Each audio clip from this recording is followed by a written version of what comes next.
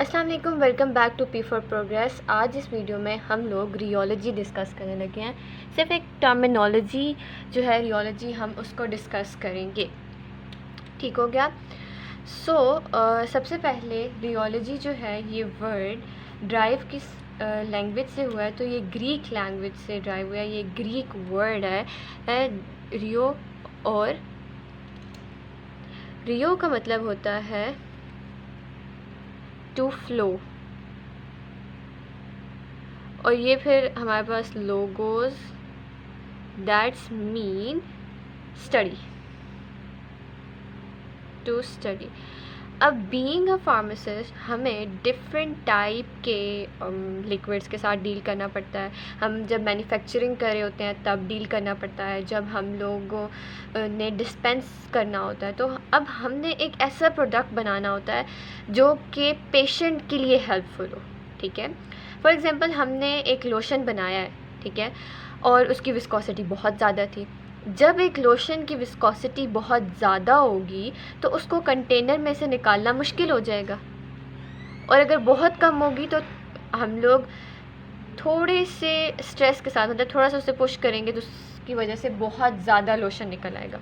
तो दोनों हमें नहीं चाहिए, हमें एक मॉडरेट किस्म का प्रोडक्ट चाहिए जो कि यूज़ हो सके, और फिर आगे स्किन पे भी तो उसका अफेक्ट होता है ना, कि अगर विस्कोसिटी ज़्यादा होती है तो वो स्किन पे एब्जॉर्ब नहीं होगा। तो इस वजह से हम लोग रियोलॉजी की स्टडी कर रहे होते हैं। ठीक है, अगर मैं इसकी डेफिनेशन की बात करती हूँ तो इसमें हमारे पास दो चीज़ें होती हैं। सबसे पहले तो हम लोग देख रहे होते हैं फ़्लो ऑफ लिक्विड्स, ठीक है, फ़्लो ऑफ लिक्विड्स, और दूसरा जो है वो हम लोग इसमें डिफॉर्मेशन ऑफ सॉलिड्स को डिस्कस करते हैं। अच्छा, अब होता ये है हमारे पास कि इसमें हम लोग दो चीज़ों को स्टडी कर रहे होते हैं, फ़्लो ऑफ लिक्विड को, डिफॉर्मेशन ऑफ सॉलिड को, और दैट इज़ अंडर स्ट्रेस। जब भी हम किसी लिक्विड पे या किसी सॉलिड पे क्या कर रहे होते हैं, स्ट्रेस अप्लाई कर रहे होते हैं, तो और उसकी वजह से जो फ़्लो होता है, लिक्विड में फ़्लो होगा, अब सॉलिड तो फ़्लो हो नहीं सकते, तो उनकी डिफॉर्मेशन होती है। ठीक है, तो इसको हम लोग स्टडी करते हैं रियोलॉजी में। अच्छा, अब बीइंग अ फार्मासिस्ट अगर हम सोचें तो ये क्यों ज़रूरी है, क्योंकि हमने मैन्युफैक्चरिंग डिपार्टमेंट में भी काम करना होता है। हमने मेडिसिन्स को, लोशंस को, क्रीम्स को, इन सब चीज़ों को हमने तैयार भी करना है। मैं आपको एक छोटी सी एग्जांपल देती हूँ। फॉर एग्ज़ाम्पल, मैं एक फार्मासिस्ट हूँ और मैंने एक टैबलेट बनाई है, ठीक है, बट मैंने एक गलती ये कर दी कि जब टैबलेट की कोटिंग होती है तो मैंने इसकी कोटिंग जिस चीज़ से की, फॉर एग्ज़ाम्पल मैंने इसकी कोटिंग की और वो जो मटेरियल था वो बहुत डेंस था, ठीक है, उसकी विस्कोसिटी बहुत ज़्यादा थी। अब इस मेडिसिन ने, इस टैबलेट ने जब जाना है हमारे जीआई ट्रैक में, ठीक है, जीआईटी में जब इसने जाना है और वहाँ पे जाके इसने एब्जॉर्ब्ड होना है, ठीक है, तो एक ऐसी टैबलेट जिसकी एक बहुत विस्कस मटेरियल से कोटिंग हुई हुई है, तो उसका एब्जॉर्ब होना क्या हो जाता है, मुश्किल हो जाता है। ठीक है, तो एक प्रॉब्लम हमें इस तरह से फेस करते हैं हम लोग। तो बीइंग अ फार्मासिस्ट जब हम काम कर रहे हैं, मेडिसिन की मैन्युफैक्चरिंग कर रहे हैं, तो हमें इस चीज़ का ख्याल रखना है कि हम लोग जो मेडिसिन बना रहे हैं वो यूज़ भी हो सकती है, सिर्फ हम लोग डिस्पेंस ही कर पाएंगे और उसके बाद उसका जो है ऐसा इफ़ेक्ट ही ना हो कि पेशेंट के लिए वो इफ़ेक्टिव हो।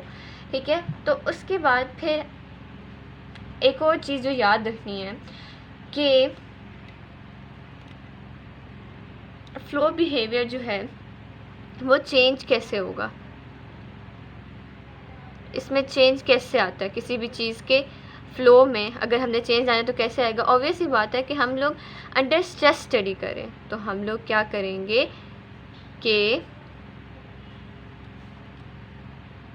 स्ट्रेस को चेंज करेंगे, तो ऑब्वियस ही बात है फिर इसके बिहेवियर में भी क्या आ जाता है, चेंज आ जाता है। ठीक हो गया। अच्छा, अब इसकी इम्पोर्टेंस क्या है कि जब भी हम कोई भी मेडिसिनल या कॉस्मेटिक क्रीम या पेस्ट या लोशन बना रहे होते हैं तब हमें काम आता है। जब हम इमल्जन, सस्पेंशंस, टैबलेट कोटिंग, इन सब की फॉर्मुलेशन में हमें रियोलॉजी का ख्याल रखना पड़ता है। ठीक है, जब हम लोग इंजेक्शंस बना रहे होते हैं, फॉर एग्ज़ाम्पल एक इंजेक्शन मैंने बनाया, then again I am using the pink color as the same. Okay मैंने एक इंजेक्शन बनाया, ठीक है। अब इसका पैसेज जो होना है वो इस नीडल से होना है, ठीक है। और मैंने इसकी विस्कोसिटी रख दी है सही डेंस, बड़े बड़े इसके मॉलिक्यूल्स हैं, और कि उनके लिए नीडल से पास होना क्या हो गया है, मुश्किल हो गया, ठीक है।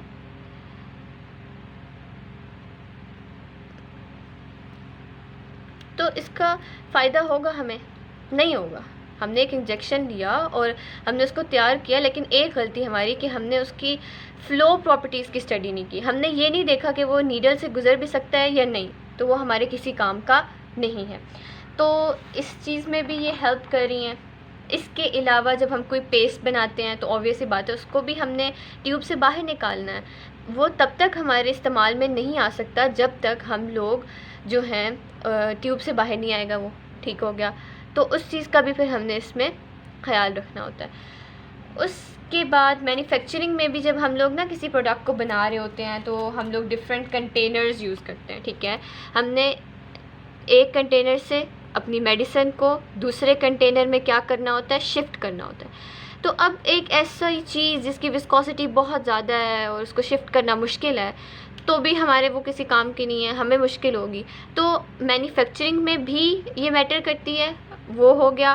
तो जब एक प्रोडक्ट मिल जाता है तो भी ये मैटर करती है। तो रियोलॉजी की स्टडी हम लोग इस वजह से करते हैं। तो ये छोटी सी एक वीडियो थी जिसमें मैंने सिर्फ ये बताया कि रियोलॉजी जो है वो है क्या, और इसमें अगर सॉलिड्स पे होती है तो किस तरह से एक्ट करेगी, लिक्विड पे है तो किस तरह से एक्ट करेगी, कंट्रोल कैसे कर सकते हैं, हमारी बॉडी में जाके कैसे एक्ट करेगी। और इसके अलावा एक और चीज़ ये कि प्रोडक्ट में किस तरह से, और दूसरी चीज़ ये कि जब हम उसको मैन्युफैक्चरिंग कर रहे होते हैं तो किस तरीके से। तो अगर आपने अभी तक मेरे चैनल को सब्सक्राइब नहीं किया तो जल्दी से सब्सक्राइब कर दें।